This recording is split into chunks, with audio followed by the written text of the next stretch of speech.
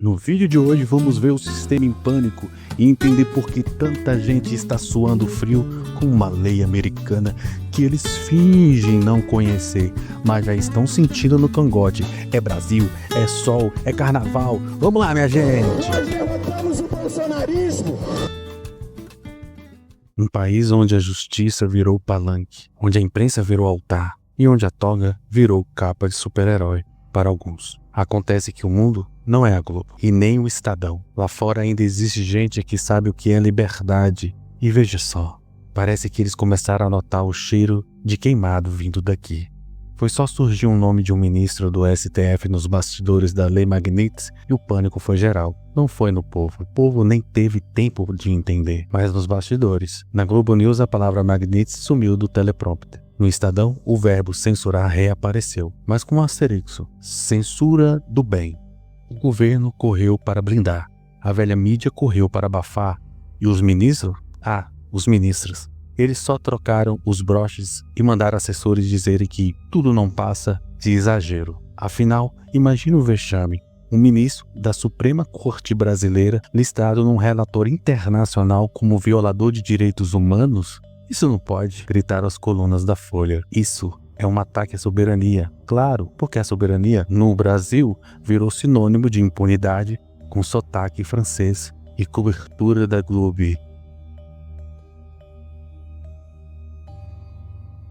Agora a gente vai voltar mais uma vez a Brasília para tratar das repercussões às sanções contra o Alexandre de Moraes. Porque daí nós tivemos reações nos três poderes, reações no Palácio do Planalto, na Presidência da República, nota do próprio Supremo Tribunal Federal, os presidentes das casas do Congresso falaram e todas são notas que tratam de num caso, em alguns dos casos, da questão da independência dos poderes, da interferência indevida e também, especialmente no caso do presidente Lula e do próprio Supremo, da defesa do próprio Alexandre de Moraes. A gente vai, então, agora ouvir ao vivo o relato da Heloísa Torres, que fez um apanhado dessas repercussões para nós. Boa noite, Elo.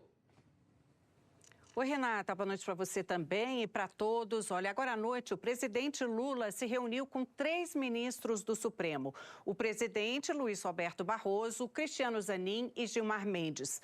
Também estavam o ministro da Justiça, Ricardo Lewandowski, e o advogado-geral da União, Jorge Messias.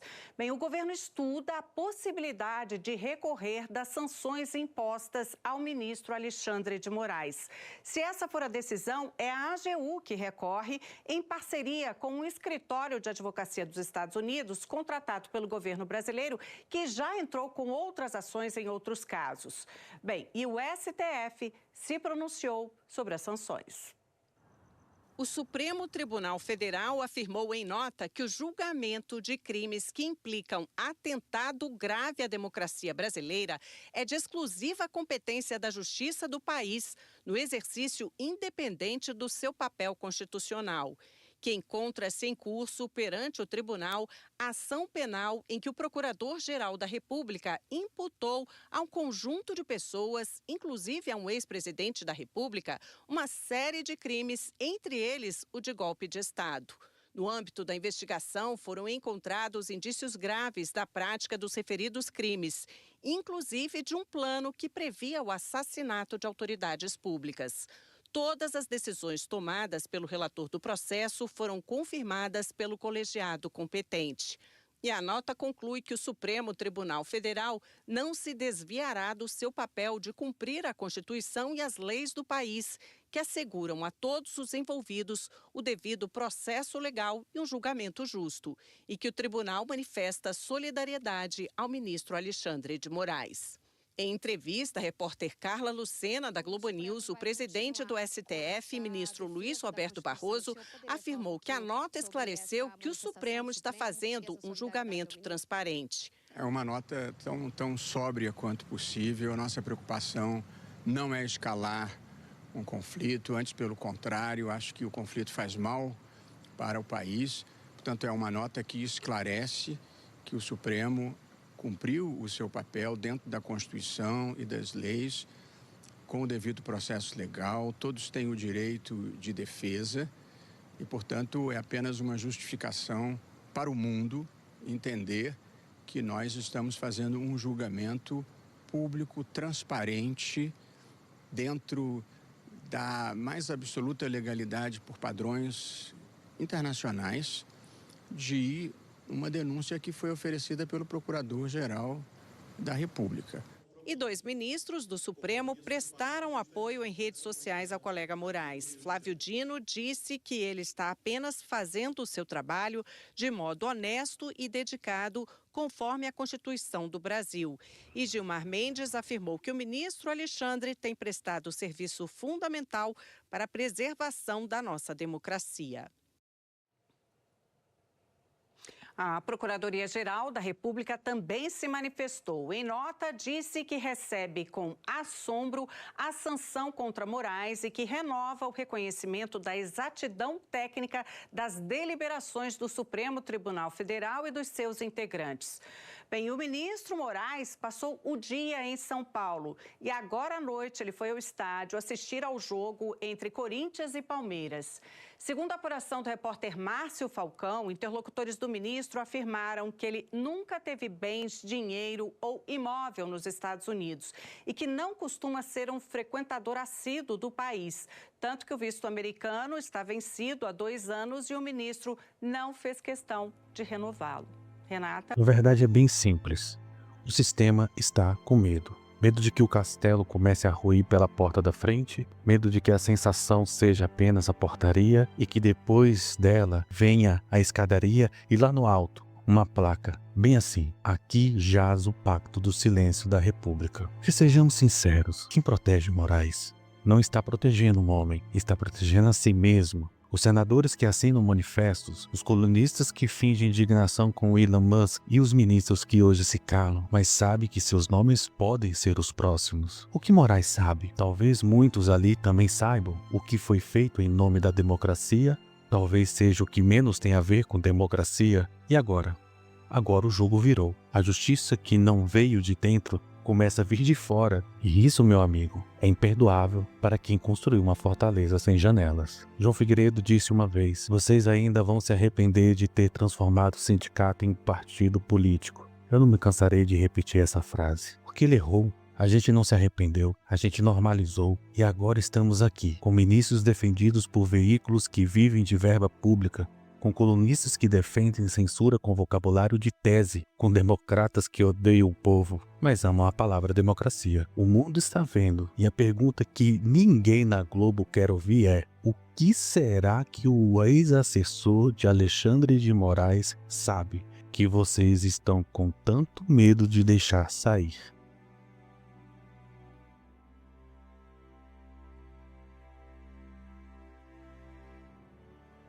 Como diz o famoso ditado, nada é tão ruim que não possa piorar. Quando Alexandre de Moraes acha que o dia já está acabando e não tem como piorar, afinal de contas ele agora está sancionado, ele é considerado pelos olhos da justiça americana como um terrorista, do mesmo nível de terrorista, de torturador, de ditador. Não tem cartão de crédito, você já sabe, eu não vou listar aqui. Quando ele acha que esse é o problema dele e que foi o pior dia da vida dele, vem uma outra bomba. E eu vou contar para vocês o que aconteceu. Você se lembra daquele caso de uma pessoa que trabalhava com Alexandre de Moraes e algumas conversas do celular dessa pessoa vazou e isso gerou vários artigos pelo Glenn Greenwald? Artigos que mostravam Alexandre de Moraes mandando fabricar relatórios sobre pessoas que ele não gostava. Você se lembra da famosa frase "use a criatividade", ou que ele quer pegar o Eduardo Bolsonaro e quando ele cisma com alguém não tem jeito. Aquelas conversas, tanto dele quanto dos seus auxiliares, dizendo claramente que era para censurar as pessoas que ele não gosta. Fabricar evidências, fabricar relatórios, onde ele usava a instituição de censura que ele criou no TSE em congruência com o STF. Aquilo deveria, se nós fôssemos um país sério, aquilo deveria ser o bastante para derrubar esse ministro, para ter o impeachment dele, assim, imediatamente. Mas, obviamente, a imprensa trabalhou ativamente para proteger esse cara, protegeu, e aí ele tá aí. Temos Alexandre de Moraes. O que aconteceu hoje? Bom, esse cidadão aqui é o Eduardo Tagliaferro. A gente já falou dele várias vezes, você também já falou dele, né? Você já ouviu falar dele. Ele era o chefe de gabinete da censura. Ele não sabia que era um gabinete da censura quando ele foi começar a trabalhar lá. Mas ao longo do tempo ele foi percebendo muitas coisas estranhas, né? Decisões absurdas, perseguição. E aí depois vazou essas conversas do celular dele e ele começou a temer pela sua própria vida. Inclusive aqui são mensagens dele, né? Mas antes de eu morrer, tenho que contar tudo de Brasília, só falta isso. Ele falou em vários momentos que se ele falasse o que ele sabe e as provas que ele tem, acabava com o STF, acabava com Alexandre de Moraes. Ele começou a ser perseguido, não sobrou outra opção a não ser fugir. Olha só, ex-assessor de Moraes foge para a Itália e ameaça fazer revelações. E agora eu quero mostrar para vocês esse cara aqui, ó, é o Eduardo Tagliaferro, tá aqui com Alan dos Santos, ele participou hoje da revista Timeline, que bateu o recorde de audiência, inclusive. E aqui ele fala algumas coisas interessantes, que agora eu acho que o melhor a fazer é simplesmente escutar. Vambora, tô meio largado aí, não repara não que eu tô em casa aqui, ó. Nada. Mostra Aí, pro ó. pessoal o que você tá bebendo aí, ó. Ó, Explica pro pessoal quem é você, o que aconteceu contigo. Fala aí, vamos lá. eu sou o Eduardo Tagliaferro, o ex-chefe de gabinete da Teoria de Enfrentamento à Desinformação de Alexandre de Moraes, cara sem saber o que era. E passei tudo o que você já sabe por aí, que acho que o pessoal também, se fizer uma breve pesquisa, vai saber, entendeu? Não é fácil. Sou um dos perseguidos também, estou junto no inquérito com todos vocês, né? Ainda não fui denunciado, mas provavelmente a partir de hoje eu serei denunciado. E o azar é só deles, que quanto mais eles fazem, mais eu faço. E se Deus quiser, o Tagliaferro estará aqui conosco nos Estados Unidos em breve, né, Tagliaferro? Se Deus quiser. Sim, estamos batalhando para isso. E denunciar, né? Porque você viu de perto, né? Sim. Se puder Sim. contar um pouco pro pessoal como que ele opera, o que ele faz, como é que foi a sua experiência dentro do gabinete lá, você vendo tudo aquilo acontecendo, você sem saber ainda direito o que estava acontecendo. Eu gosto muito quando você explica para as pessoas o estranhamento que você teve da ordem do Alexandre de Moraes, das pessoas honestas, assim, você sem entender aquilo, você falou assim, não, eu quero sair. Explica um pouco pro pessoal. Eu cheguei lá com um objetivo, né, com uma tarefa, e quando eu fui surpreendido, né, passou uma semana, um pouco mais, eu vi que a coisa era um pouco diferente. Não tinha visto nada de errado até então, errado assim, que fosse totalmente agressivo, mas eu percebi que existia de fato uma manipulação para, vamos dizer, termo perseguição, né, de direita. Só entravam no gabinete coisas de direita, né, e nada de esquerda. Então isso me chamou muito a atenção e eu comecei a questionar esse tipo de coisa. Mas se longe já é difícil, imagina pessoalmente, né? Sim. E aí você, então, decidiu sair do Brasil para se proteger e poder, Sim. então, denunciar o Alexandre de Moraes, é isso? Sim. Tô fora, graças a Deus. Mais um que é obrigado a fugir do Brasil para denunciar os crimes do Alexandre de Moraes. Só que aí tem um problema. Ele não é direita radical nem nada disso. Ele trabalhava para o Alexandre de Moraes e não estava nem aí para política, tá? E era chefe de gabinete. E estamos trabalhando para isso, né, Alan? Você mais que ninguém sabe, né? Esforço que é tudo isso. E com oração, né? Em joelho no chão. Sim. Eu sei que você vai na missa todo domingo. A gente conversa já há um bom tempo. E se Deus Sim. quiser, eu quero, mesmo com a Liga Magnitsky, quero ver você aqui nos Estados Unidos conosco, aqui nos estúdios da Timeline, denunciando tudo que o Alexandre de Moraes fez. Porque você tem, né? Você tem muitas provas, né? Você participou ali dos grupos. Isso. Ele tentou... Não, ela como quer perguntar? Pode perguntar. Não, eu quero perguntar exatamente isso, Tagliaferro. Obrigado aí por participar aqui do Conversa Timeline. A gente já teve uma noção boa naquela série de reportagens da Folha de São Paulo, do Glenn Greenwald, sobre o que havia ali no gabinete do Alexandre de Moraes, de que maneira vocês eram pressionados a praticar uma série de abusos, arbítrios, ilegalidades. Mas a gente precisa saber, além daquele material que a gente já viu, né? O que você acha que tem de provas, né?